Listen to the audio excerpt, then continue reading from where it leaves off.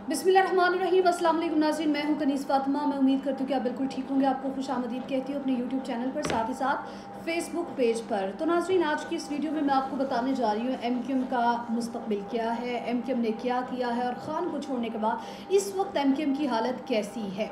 तो आज की वीडियो बड़ी अहम है। डिटेल गुफ्तगू करने के पहले और ये भी आपको बताऊँगी कि जरदारी ने किस तरह से एमक्यूएम को उल्टा लटका दिया, किस तरह से अब उनकी चीखें निकल रही हैं। ये सारा कुछ बताने से पहले अगर आपने अभी तक मेरा चैनल सब्सक्राइब नहीं किया तो मेरा चैनल सब्सक्राइब करें, बेल आइकन को प्रेस करें ताकि इन्फॉर्मेशन जो है वो आप तक पहुंच सके। अच्छा जी, ज़्यादा टाइम नहीं लेती, आपको बताती हूँ कि कराची जो कि सबसे बड़ा इकोनॉमी हब है, जी हाँ, सबसे ज़्यादा कारोबार, सबसे ज़्यादा पैसा जो है वो कराची से जनरेट होता है। लेकिन नाजरीन, कराची में मॉनसून की पहली बारिश हुई है और क्या हुआ है कि कराची पानी पानी हो गया है, कराची पानी में डूब चुका है। और एमक्यूएम कहती है कि कराची उसका मैंडेट है। तहरीक इंसाफ पता नहीं कैसे वहाँ पर आई, किस तरह से उसने वहाँ पर इलेक्शन लड़ा और किस तरह से वो वहाँ की जमात बन गई, ये हैरान कुन है। अब जो कराची की हालत है वो बहुत ही ज़्यादा बुरी हो चुकी है, खस्ता हाली का शिकार है। और पीडीएम में जो है वो वहाँ पर एक्टिव हो चुकी है। उसको इसलिए एक्टिव किया गया है ताकि वहाँ के जो हालात हैं उनको ज़रा नॉर्मल किया जा सके और किसी भी तरह के ख़तरे के पेश नज़र कोई भी इक़दाम जो है वो क़बल अज़ वक्त किए जा सके। अब मैं थोड़ा सा आपको बता दूं कि सिंध में निज़ाम जो है वो इस वक्त दरहम बरहम हो चुका है। लेकिन जो एमक्यूएम है वो इस वक्त बुरी तरह से फंस चुकी है, क्योंकि उन्होंने ख़ान को एंड टाइम पर आके छोड़ा था, आखिरी वक्त में छोड़ा था, जिसकी वजह से उनको भी बहुत बड़ा नुकसान का सामना करना अब पड़ रहा है। ख़ान को छोड़ दिया, ख़ान इस हुकूमत से चले गए। अगर एमक्यूएम जो है वो जरदारी का या पीडीएम का साथ ना देती तो इस वक्त ख़ान इक़्तिदार में होते और ख़ान ना जाता। अब मैं थोड़ा सा आपको बता दूं कि इनको अब भुगतना किस तरह से पड़ रहा है। वो दरअसल ये हुआ है कि इनके और जरदारी के दरमियान 18 निकाती एक एजेंडे का मुआहिदा हुआ था। वो मुआहिदा अब कहाँ गया कुछ पता नहीं है, क्योंकि किसी उस मुआहिदे के अंदर किसी भी पॉइंट के ऊपर अभी तक जरदारी साहब ने कोई अमल दरामद नहीं किया है और पता ही नहीं है कि वो कहाँ पर है और कहाँ पर नहीं है। एमक्यूएम का इस वक्त बहुत ही बुरा हाल है और इतना बुरा हाल है कि मैं आपको थोड़ा सा नक्शा खींच के बताती हूँ। हुआ ये है कि एमक्यूएम जो कि अभी तक कराची में इलेक्शन जीतती थी और बड़ी अक्सरियत से ये इलेक्शन जीतती रही है, 30,000 वोटों की इसकी अक्सरियत थी जिससे ये इलेक्शन जीतती थी।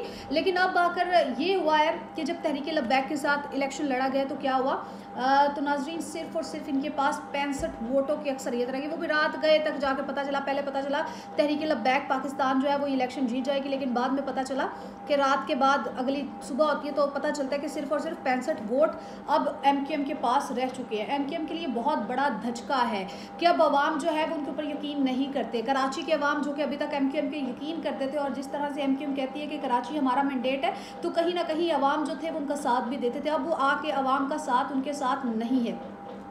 अब उनको धचके पे धचका कहाँ लग रहा है, एक तो अवाम का एतमाद उठ गया, दूसरा कराची में जो हाल इस वक्त बन रहा है उसकी सारी की सारी जिम्मेदारी उनके ऊपर आ रही है। तीसरे नंबर पर जी हाँ, जरदारी साहब ने जिस तरह से उनको सियासत का बादशाह कहते हैं, उन्होंने इस वक्त भी इक्का अपना खेला है, मुआहिदा कर लिया, मुआहिदे में कुछ पॉइंट्स उनके लिख लिए और सबसे बड़ी जमात थी इस वजह से उनको अपने साथ मिला लिया। अगर वो ना आते तो ख़ान इस वक्त इक़्तिदार में होता, ख़ान के इक़्तिदार को गिराना मकसूद था और पीडीएम का उस वक्त सबसे बड़ा मकसद यही था कि किसी ना किसी तरीके से ख़ान को गिरा दिया जाए, जो कि उन्होंने अपना मकसद पूरा कर लिया। अब आके हाल ये हुआ है कि एमक्यूएम ना घर की है ना घाट की है। जिस तरह से धोबी का गुट्ठा ना कुत्ता जो होता है वो ना घर का होता है ना घाट का होता है, ठीक एमक्यूएम का भी यही हाल है।